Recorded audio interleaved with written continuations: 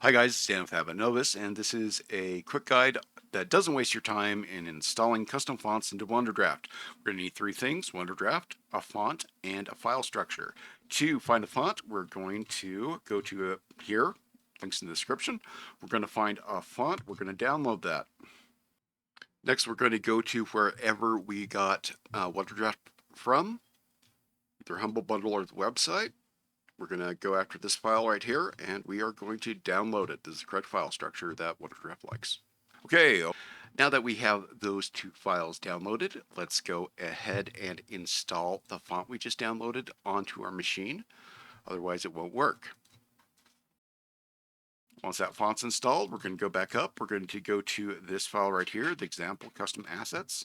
We're going to Control-C, copy this example. We're going to go back to Wonderdraft, open up menu, open up user folder.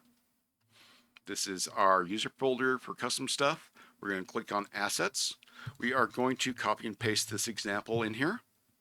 Here's the example folder we just copy and pasted. We're going to open it up. We're going to go to fonts.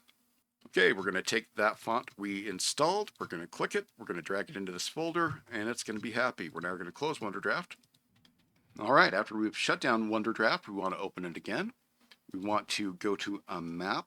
Let's see if this installed correctly.